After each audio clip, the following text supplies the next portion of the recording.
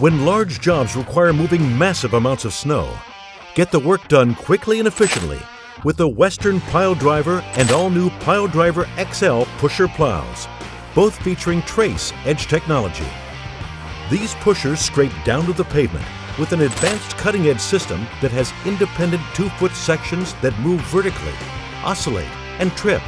Get more jobs done faster with the Western Pile Driver lineup of pusher plows. Mike Bott from Frost Solutions, one of the owners of the company. What we do is provide a mini weather station to give you a tailored forecast to those particular locations so you know where and when and what to do in those parts of town. You know there's 2 or 3 or 4 or 5 different ways that people can experience tremendous value having a technology like this.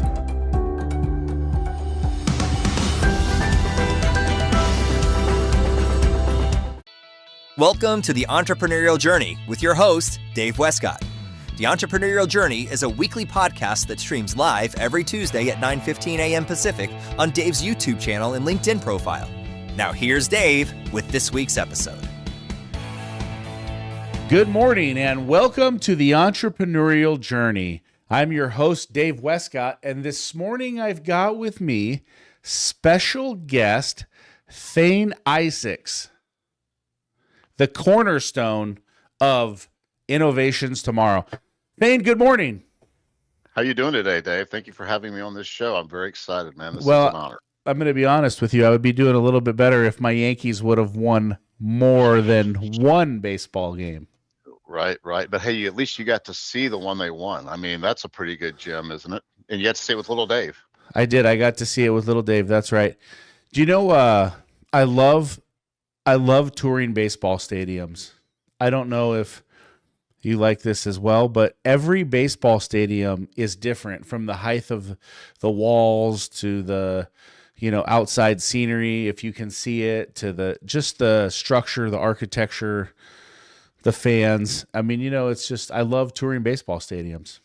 Love it too. Got to go this summer with one of my customers. Actually took me to Wrigley Field, and I got to actually see a game in Wrigley Field. And there's actually people back there in the box moving the little score things. They still use that. They have the digital scorecard, but they still have that.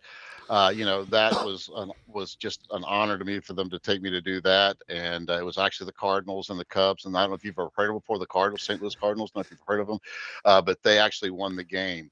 But yes, baseball stadiums are important to me too. Before we moved from Memphis, Tennessee, that was the year they were tearing down the original Busch Stadium, and I had to take my son, and he was 8 years old, and you had to take him to see that before they tore it down. And I've been back to see the new stadium as well. So you and I have something similar. I probably have not seen as many stadiums as you have, but I've probably been to probably 13 or 14 of them. So that's actually about all I've done. That's all I've seen. You know what? It's not easy to always get into a baseball stadium, man. But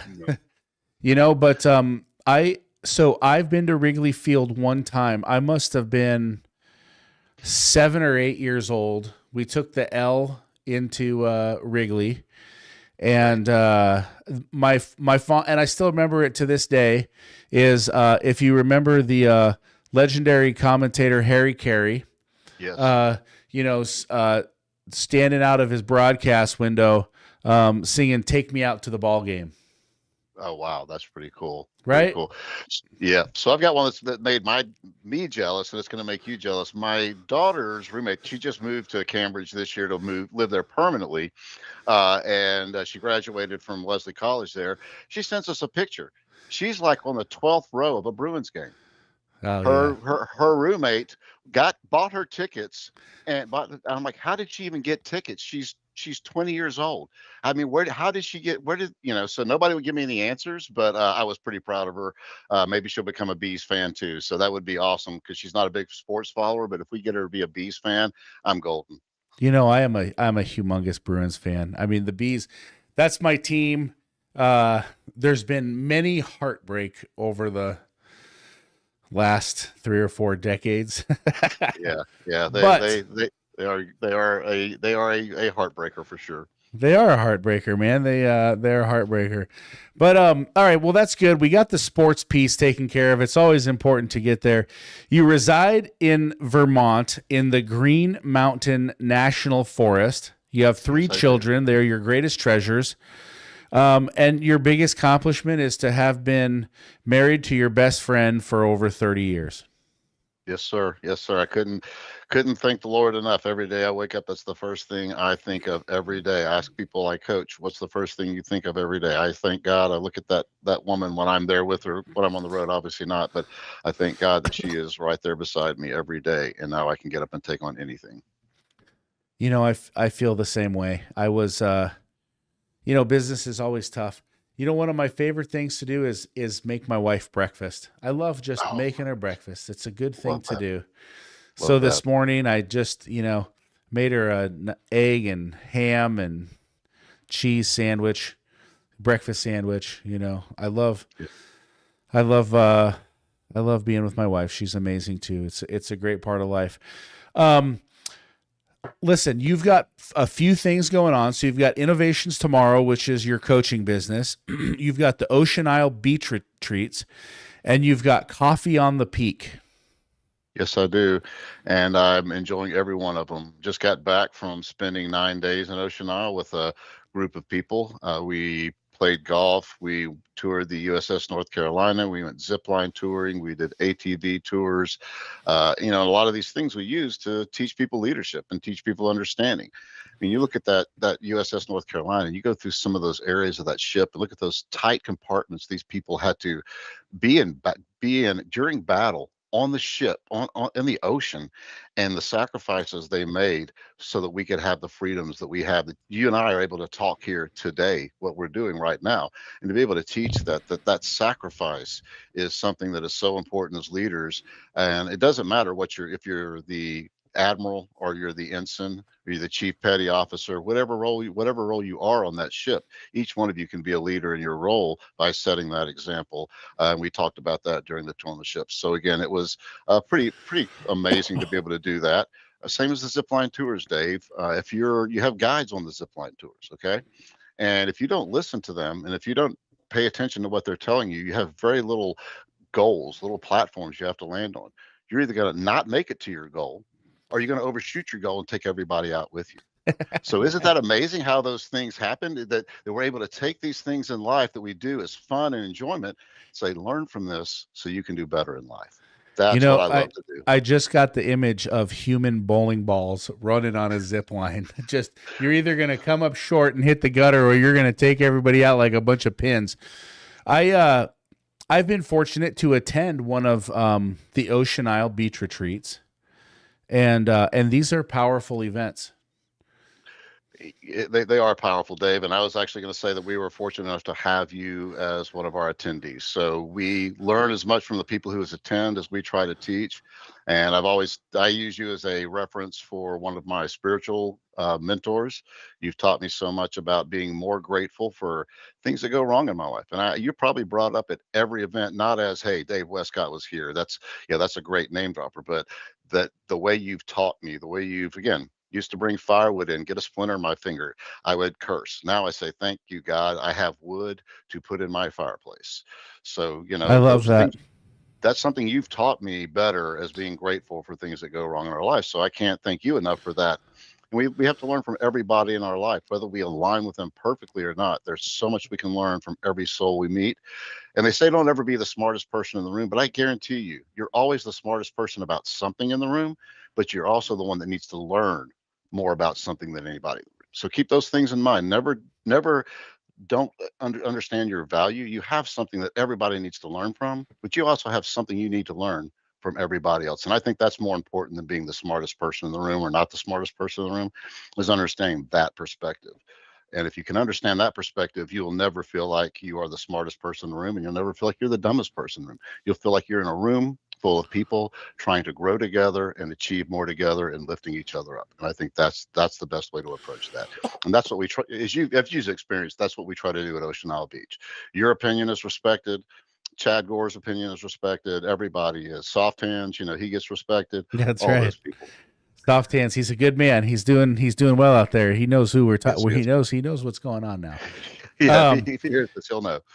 One of the things I loved about the retreat, and I think is just powerful about the retreat myself, is just the calming presence, just the way that you lead the retreat, the way that, you don't feel pressure, but you walk through some exercises that really help you in life and business. And, for me, I felt an overwhelming sense of healing being at the retreat. For me, it was a life-changing event there. I told the story. I broke down in tears at the retreat because it was just such a healing, powerful moment. So I just, what is your approach to that? How does that happen? Did you do that by design, or is that just in your nature? How do you extrapolate that information? Because, before the retreat, we knew each other, a little bit here and there, some small conversations here and there, but it got deep really fast, and it was just like, I feel like I've known this guy my whole life. Yeah, people have said that since I started coaching way back in 2015. People ask me if I was a professional therapist, even, Dave, and I'm like, oh, please no, because therapists work on weaknesses, and I want to work on your strengths. So please don't consider me a therapist. I will not spend too much time on your weaknesses, but I will help you with your strengths. So, but I don't really know where that comes from other than God. I call it the whispers on the wind. I normally, and it's gotten away from me a little bit, but I normally sit the night before I ever start these, and that's the next day people start showing up, and I sit on that daybed back there, and I just listen and listen. That's where the abundance exercise came from, Dave. I was sitting out there, and I heard this voice talk about the abundance and everything that's out there, but that's just the tip of the iceberg. And I said to myself, wow, this is a really great idea. It wasn't my idea. You know where it came from. It didn't come from me, but I heard it and I caught it. It's out there. So I caught it, and I said, wow, I'll do that after lunch. And then it was like, no, the day starts with the abundance exercise. That's what I heard in my head. And people can say I'm crazy. I don't care what you say. I heard it, and that's what happened. And I've used it. And it was so powerful that when your wife showed up, you asked if we would do that for her. Yeah. You guys were touring the South, through South Carolina, I believe, touring some old historic places. And she came out. And by the way, just so you know, Dave, all men marry up. The higher up level the man is, the higher he marries up. So you and I both married way up. Okay. So just throwing that out there for you. Thank you. You got it. So, but again, she appreciated it, but it meant more than anything in the world to me that you can imagine, that meant something to you, that you wanted us to share that with your wife. Yeah. And my well gets so full with things like that. We all need money. Don't get me wrong. It's like oxygen, like Zig said. When you need it, there's no substitute. But I've rarely gotten up in the morning saying, oh, I'm going to get a $30,000 check today. I rarely do that, but I do get up saying, I'm going to transform someone's life today. I'm going to help somebody have a better life today. And that fills my well. That is what I don't know if you've heard the saying we do, fill the well. That's what filling the well is. Your fulfillment, to be complete, to be whole. You've heard No More Water in the Well by the Temptations, or you may not have heard that song. There's always water in my well, because the more I give, the more I get filled up. The more I am able to give to people, and that feeling. All you've done to give back. I couldn't even begin to list all that, and that's not my place to do. But that's how your reservoir keeps getting full and overflowing, so other people can drink from it. It's just amazing. I love it. I think that's super powerful stuff.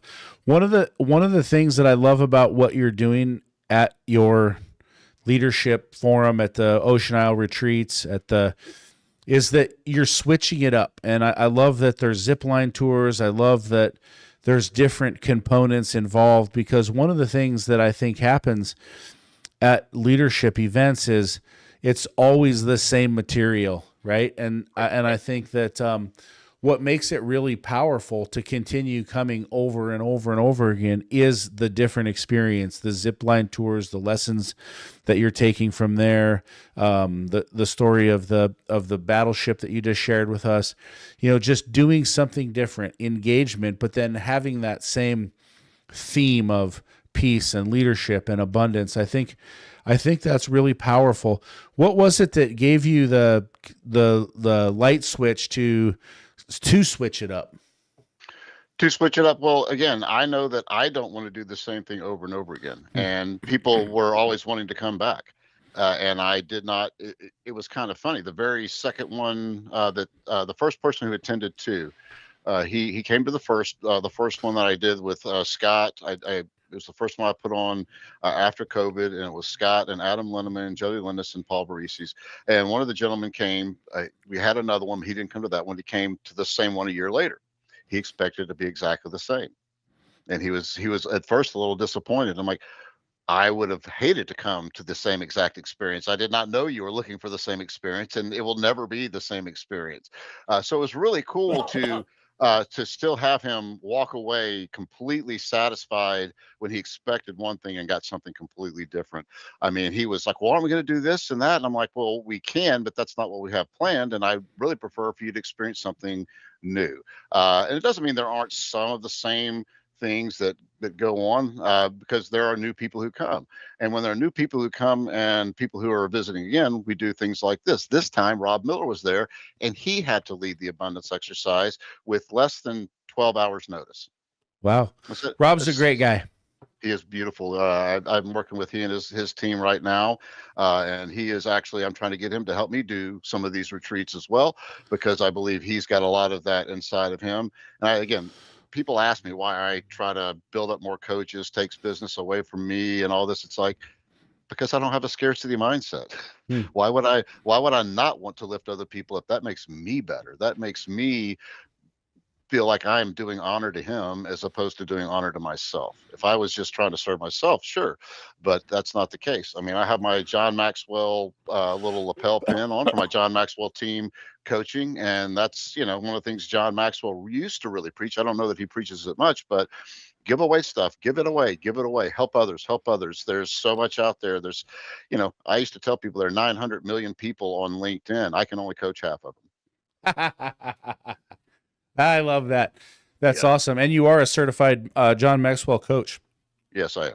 I love that. I don't throw that around a lot either, but it's a Swiss Army knife thing. I can go in for all kinds of for resources, reach out to people in the network. But I don't want to use it as my calling card. I want to use myself as my calling card, but it is something that I did, and I invested in myself, and it changed my life, because before that I was merely coaching business. I wasn't coaching personal development and growth.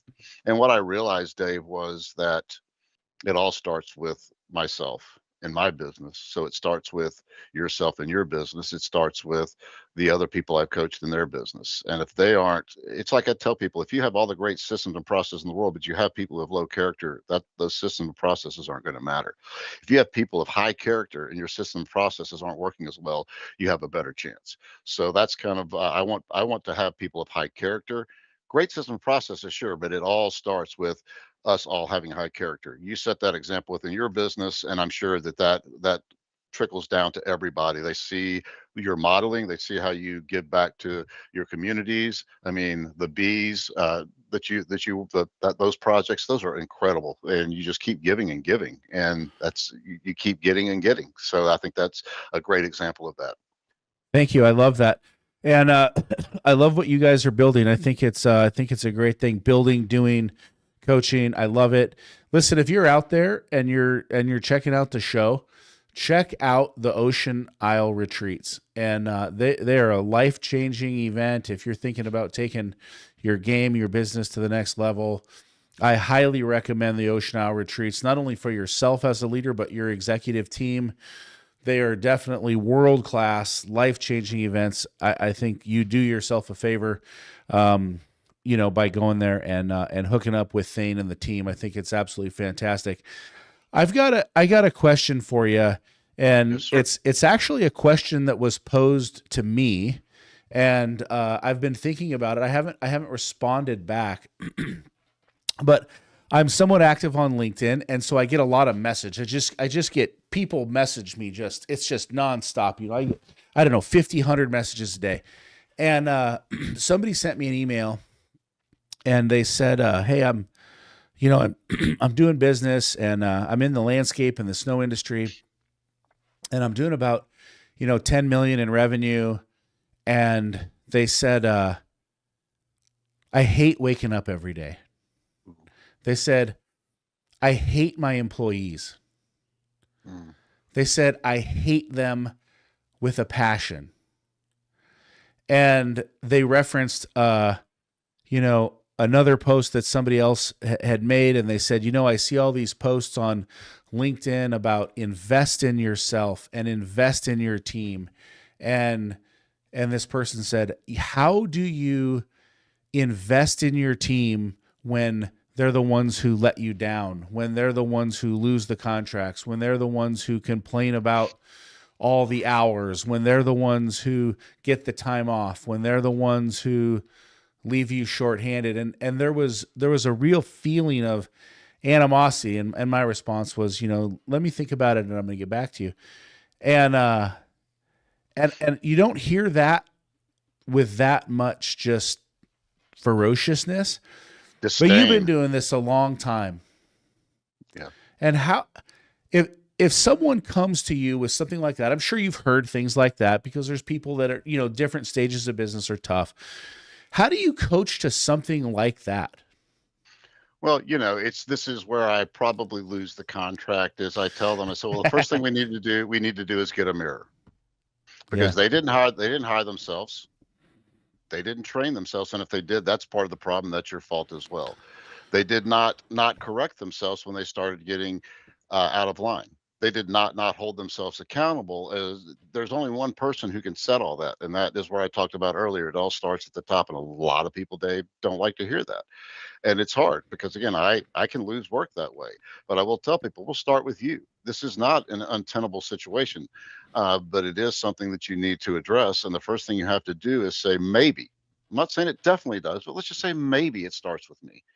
And what I try to tell people is, look, if you're going to work with me, the first thing we both have to do is walk into every situation like we might be wrong.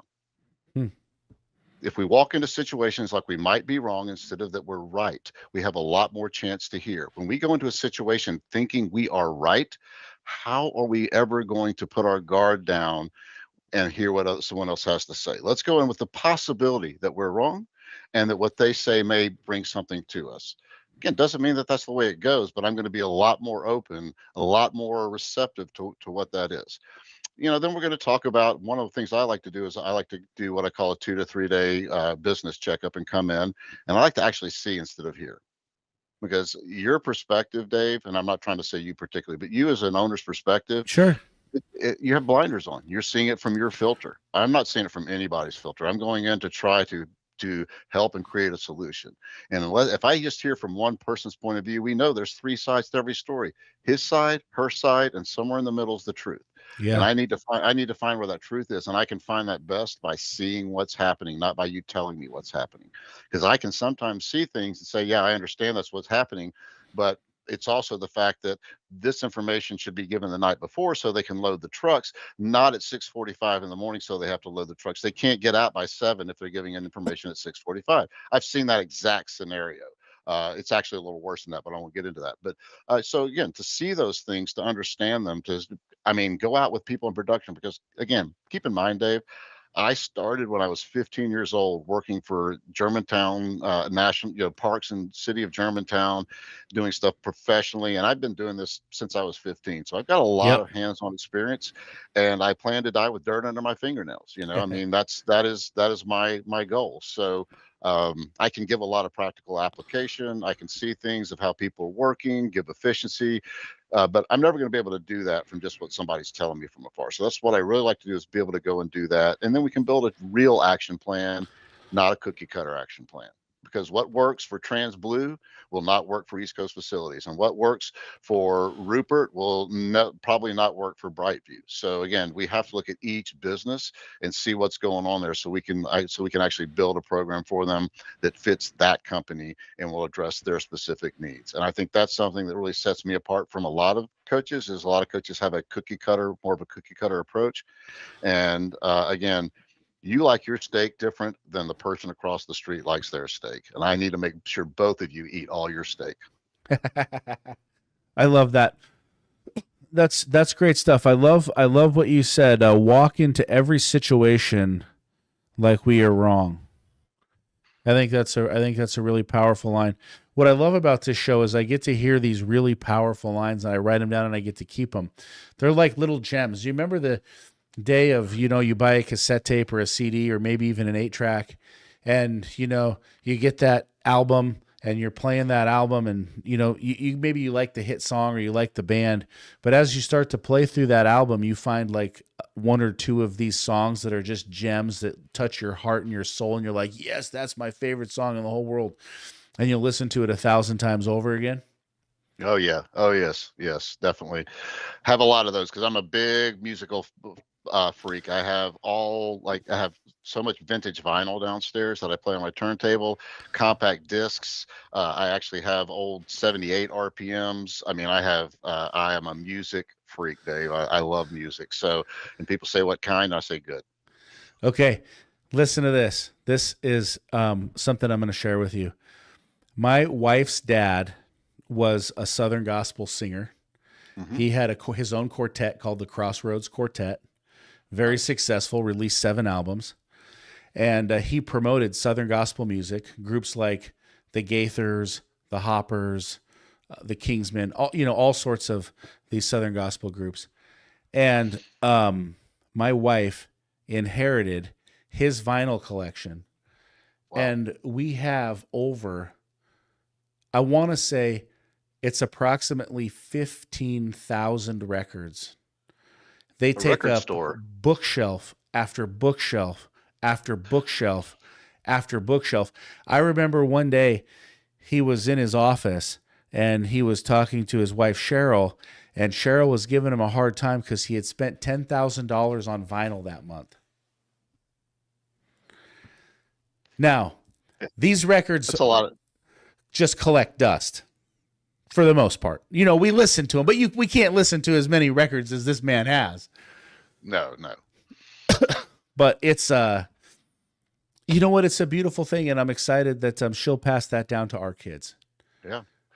Well, I mean, that could go in some kind of museum too. That could be a museum collection that could really, for something like that. So you never know what that can lend to, because so many people, when CDs came out, so many people were getting rid of their vinyl. Yeah. And now it's become, kind of chic again. So people are getting back into it, but I never really got out of it. So people said I was old fashioned. Now they say I'm old fashioned for keeping my CDs too. And I have cassette tapes. I can play cassette tapes. I don't have an 8-track tape player, but I have all kinds of stuff like that, because again, there's sometimes it's like, I can't find this anywhere else. And I need to be able to hear this when I want to, not all the time, but I need to be able to hear this when I want to.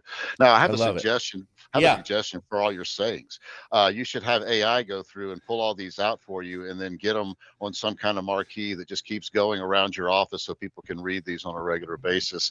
AI can pull out all your favorites, all your favorite quotes from all your shows, and people can read them all day long and be inspired. And you can say, yes, I am changing people's lives just by putting this up here and giving people something else to think about and ponder. So there you go. You know what? That's a great idea.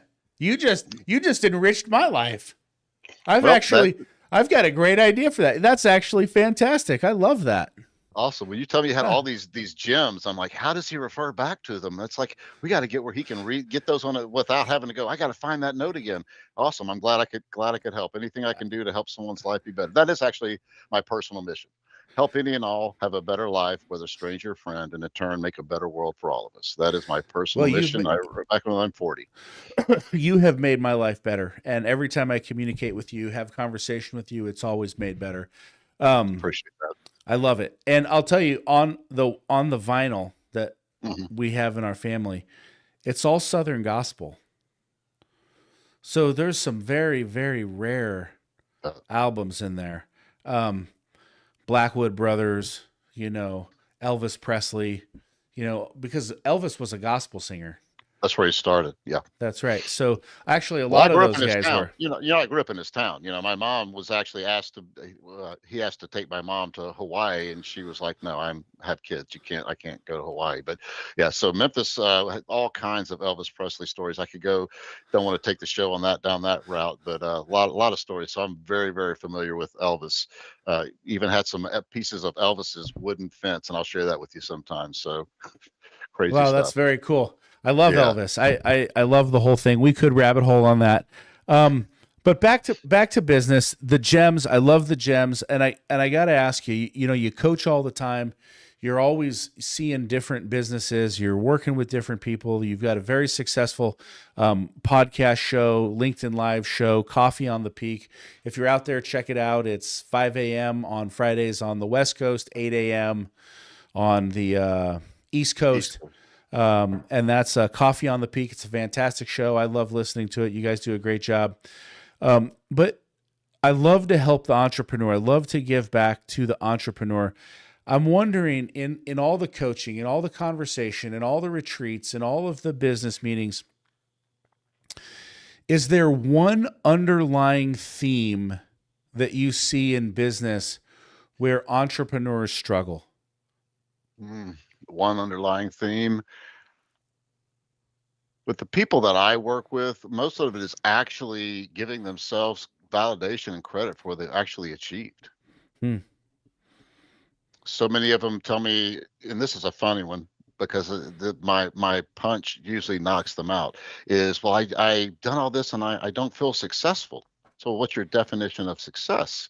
And I would say 90% of the time, the answer is, what do you mean? Like, well, how have you defined success for yourself? Well, I haven't. Well, then how would you ever know if you reached it if you haven't defined it?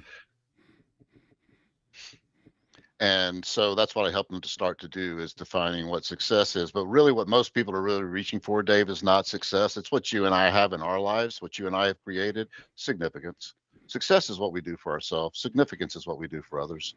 And that's what most people are really trying. Most people have reached success in their life. They've done the things that they thought would be successful. I mean, my son has even reached a great success in his life that at such an early age, he said, what do you do when you're 25 and you did everything you wanted to do by that time? When you were 15, you've done everything you wanted to do. I said, set higher standards, start helping other people. And that's what he definitely does. He helps other people who don't have sponsors in the industry where he works. He helps film them and give them marketing for free. He helps takes people on tours to help them. He films for ride snowboards professionally, and he also films for large scooter companies like Native Scooters out of Australia.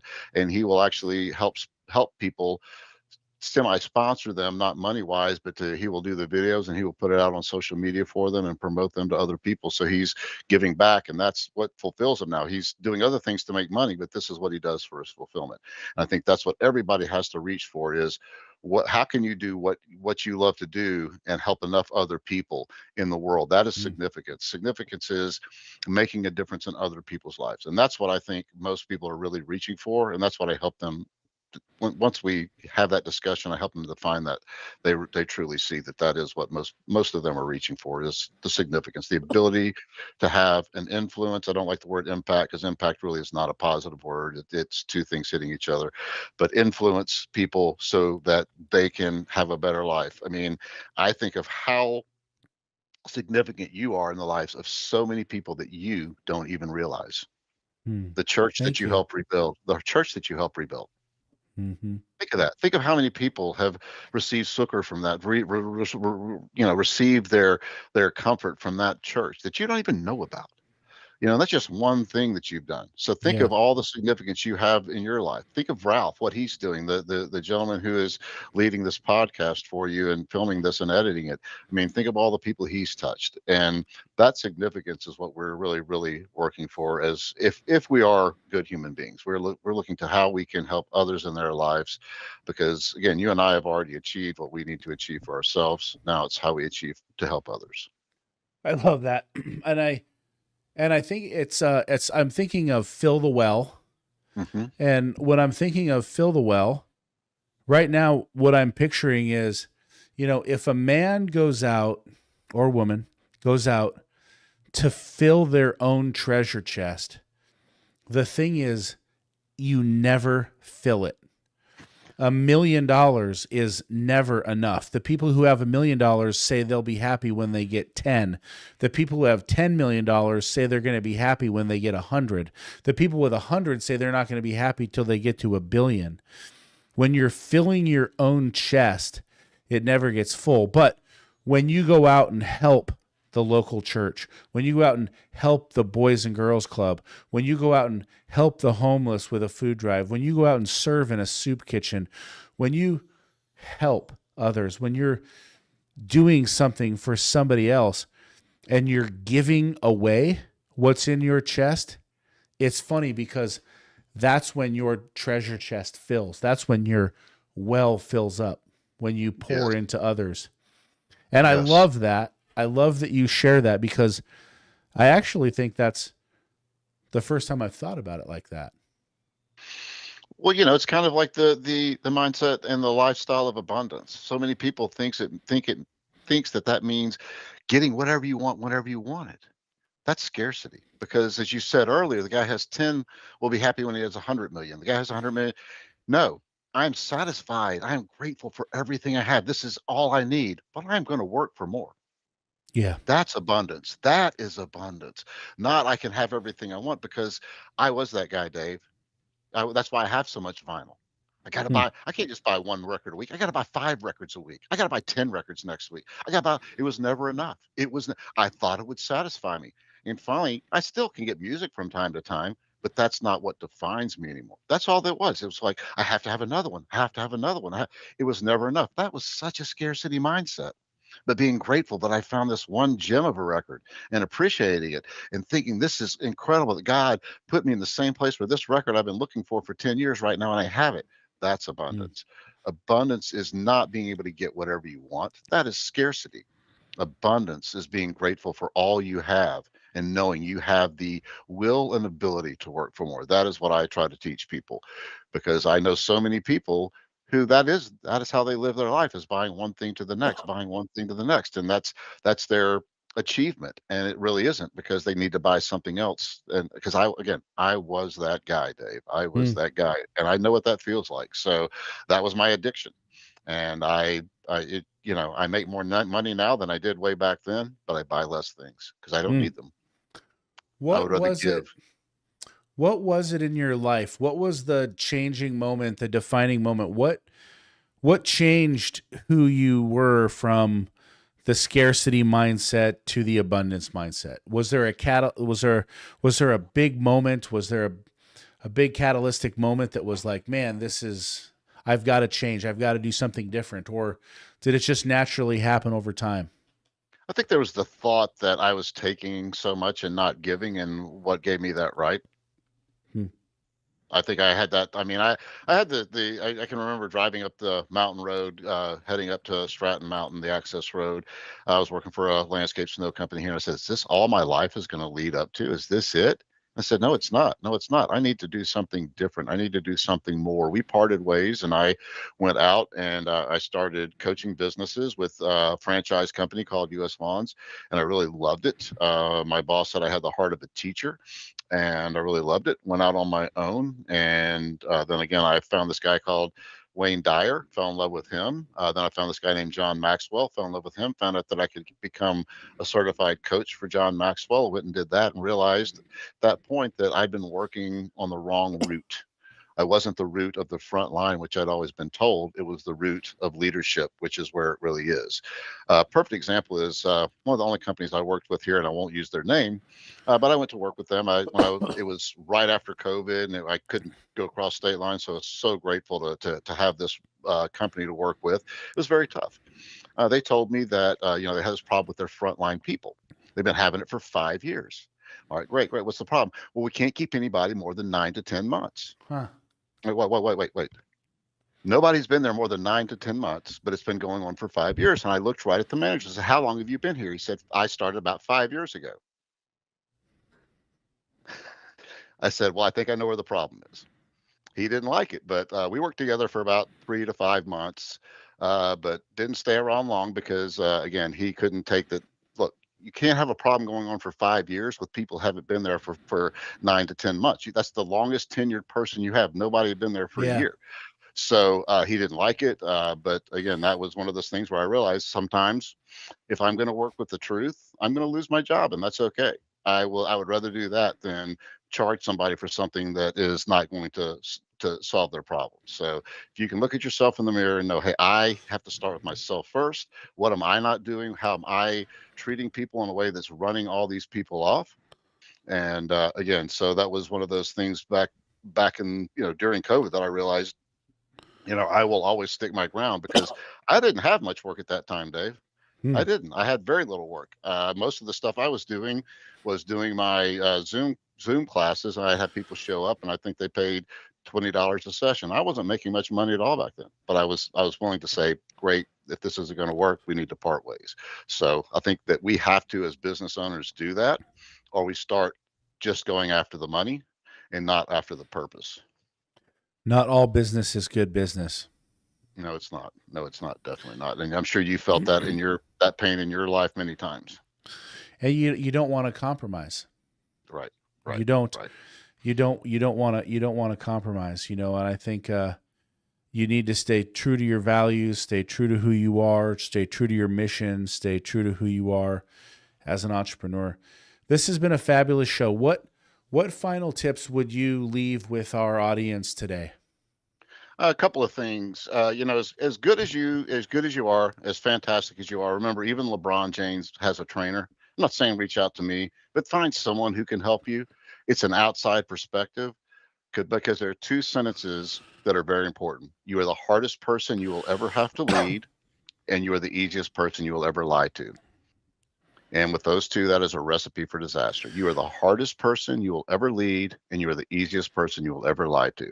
So that is why we all need to find somebody to mentor us, to guide us, to coach us. Again, I'm not saying me. I can only coach 450 million at a time. I cannot do everybody. But seriously, there are so many people out there, and I'm not a fit for everyone. But find someone to help you, because if the greatest in the game has a trainer, and keep in mind, no trainer has ever won as many championships as him. Somebody said, well, they've never done what I've done. They've never done what I've done. That's not what you're looking for. Did Tiger Woods' caddy ever win a Masters? No, but he still gave him advice on every hole. So keep in mind, someone doesn't have to achieve what you've achieved to be able to coach you. It's a different perspective, and they may have knowledge in things that you're not looking at because you have blinders on in your life. It reminds me of an on-site property manager who would be on a property every day, all week. They start missing things because they're out there all the time. It's the same with us in business. We need that outside perspective. We put blinders on. You walk by that weed and walk by that weed. So, and my one other piece of advice is start seeing yourself in the way you want to be. Because one of my favorite quotes in the world is from Dr. Joyce Brothers. You cannot consistently perform in a manner inconsistent with the way you see yourself. You cannot consistently perform in a manner inconsistent with the way you see yourself. When you wake up in the morning, see yourself in God's glory and do honor to him. Do not let him down. If you have no one else that you won't let down, don't let your creator down on a daily basis. Make sure you give your best. And that's another thing this man here taught me. Make sure you give your best to do honor to him. Because every day we don't, we're taking that away. And that's something our world needs. I love it. That's so powerful. You are the hardest person you will ever lead. You are the hardest person you'll ever lead. Break that down for me. Why does that happen? Well, it's so easy for me to tell people what they need to do. It's so easy because this knowledge is ingrained in me. I mean, this is something that I live every day of my life, but it's so easy for me to say, I need to get up every day and do my schedule. But it's so easy for me to go, you know what, today I don't need to, I'll do it tomorrow. But to tell somebody else to do it. And again, it's so easy for me to lie to myself as well, because what consequences am I going to give myself? Yeah. If you lie to your wife, you know what consequences can happen. If you lie to yourself, you're going to have consequences that you may not see, but they're not necessarily always immediate. And again, that's where we have to have someone to hold us accountable, hold us true. And it can be someone as a pastor, a reverend, you can, whoever. Yep. But I think we all need somebody to hold us true, because it is so easy for us to do that, to go down those bad rabbit holes. I mean, I know I've done it before. It's like, hey, I got to get that done by this time. You know what? I can get it done tomorrow. Man, I should have done that yesterday. Yeah, now I'm paying for it. Totally. I love it. I do. I love it. I think that's awesome. All right. One final question. How'd you meet your wife? All right. I love at first sight, my friend. Seriously. So I was working for a landscape company. I was a manager, and they said the new flower girl, that's what they called her at the time, which she was at a degree at horticulturist, was coming in town, and she was coming in town with her friend. So I was like, okay. So I went to the airport to pick them up. Well, it was actually her boyfriend she was there with, but she wasn't wearing a uniform. And this was back before 9/11, so you could actually go down and meet people. Yeah. And this girl and her boyfriend were walking towards me. I had never seen her before, and I'm just staring at her like, who is this person? I had this feeling like this person is going to be in my life the rest of my life. And she kept walking towards me because I had on a uniform. And she said, "Are you here for us?" And I said, "I'm here for you." And I love that. that that is how it all started. She and her boyfriend were going to move to Memphis together. When she was packing, she said, "I'm going to do this on my own. I want to do this on my own." God hurt me because I was praying to my mom that this woman, my mom was passed away, and I was telling my mom, I said, this is the person that is for me. So she told her boyfriend couldn't come. She and I became very good friends. I wasn't like trying to be. We just became very, very good friends. Talked a lot. And she got sick one day. It was on Saturday, and she called me, and she was telling me what's going on. I said, "Well, do you need anything?" And she said, I could really use some banana popsicles. That's like a comfort food for me." So I brought her the popsicles, and she had gotten sick in her car, and I went and cleaned her car out. She didn't know I did that, and I told her car was all cleaned out. And she was like, "What?" She had two dogs as well. And she said, "I don't get this. My dogs won't let anybody in the house, and they didn't even bark at you." I said, "I'm a dog person. Dogs love you." She goes, "No, he has never let anybody in the house. You walk in the house without just completely freaking out." And she's like, he's not doing anything to you." And I'm like, "Well, again, I'm a dog person." So we became very good friends, and then we started dating. Her one of her best friends is REM's manager, and REM was coming to Memphis, and they were sold out, and she got us tickets. She said, "Would you like to go with me?" I was like, "How did you get tickets?" And she told me the story. I'm like, "Who is this person I'm meeting?" Like I said, we marry up, brother. So we went, and the rest was history after that. It was like, I proposed to her. I had to ask her dad for her hand in marriage. That was very important to her, which I did, and we've been together, I mean, for over 30 years now. So it's pretty incredible. Wow, congratulations. That is Love at first a sight. beautiful story.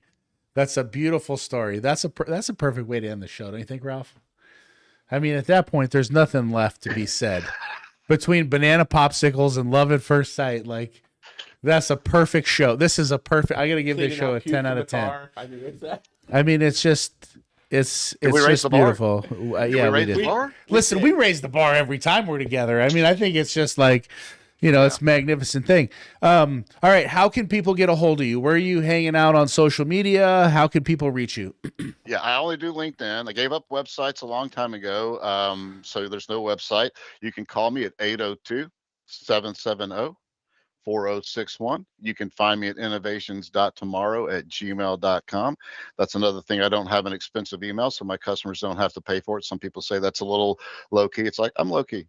I'm okay. I don't need that. If that's what you need to think I'm a great coach, I'm not for you. I try to save as much money for my clients by spending as little money on myself. Some people think that's not what you should do, but I don't reach out to people, Dave. People reach out to me. I can't think of the last time I reached out to somebody and said, "Hey, do you want to do business with me?" I'd say it's been 4 years. I do ask people to come to the retreats because that's a little bit different. But as far as like, "Will you work with me, please?" And I don't do that. I have people reach out to me all the time, and some people I say yes, some people I say no. But I do not. I don't chase people down to sell to them. That's not my thing. I don't want 500 emails a day like my buddy Soft Hands gets. I don't want that. That's not my business model. I want to have time to talk to people like you when you need me. I want to have time to be on podcasts like this. And I want to have time to be able to do my retreats. If I have too much business, I can't. I'm actually doing 6 retreats in January, Dave, just so everyone knows. Wow. So yeah, man, I'm actually giving one spot away through the SIMA auction. So one spot will be, if you want to bid on that, maybe save you a little bit of money. It's a $2,400 value. So I'm giving away one spot, and Martin Tirado of SIMA will be at that event, and so will Rob Miller. So you'll be there with other industry greats to be able to do that. But I'm doing 6. I'm never doing this again. It's a one-time thing that I'm doing 6 in 1 month.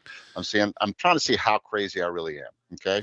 So That's what pretty I'm doing. crazy. You're going to give away a lot of abundance. Great coach. Absolutely fantastic. And you know what? Always just the healing. I mean, just in the conversation today, it's always so peaceful and calm. Ralph, you don't know this, but I gave him the name, the Indian name, Medicine Heart. And I love it. And I gave him a blanket because he touched my heart in such just an amazing way. The retreat for me was absolute healing. That's a whole nother show. I don't even want to go down that path. But just incredible retreat, incredible coach. Do yourself a favor if you're out there, reach out to my brother Thane Isaacs. You know how to get him. He's on LinkedIn. Reach out. He gave you his phone number, his email. Take that journey, take it up, and do yourself a favor. It'll help you take your life, your business, your abundance all to the next level. This has been the Entrepreneurial Journey. If you like this show, give us a like, give us a share, drop your comments into the comment box. We're here 9:15 a.m. Pacific Standard Time every single Tuesday, and we have just incredible guests, and I just love this show. This is one that I've been really looking forward to for a long time. Thane, thank you for your time. Thank you for your generosity. Thank you for everything you shared with us today. You're a blessing to many, my friend. God bless you, my friend. You are as well. Thank you so much. Thank you, brother. Mike Bott from Frost Solutions, one of the owners of the company. What we do is provide a mini weather station to give you a tailored forecast to those particular locations so you know where and when and what to do in those parts of town. You know there's 2 or 3 or 4 or 5 different ways that people can experience tremendous value having a technology like this.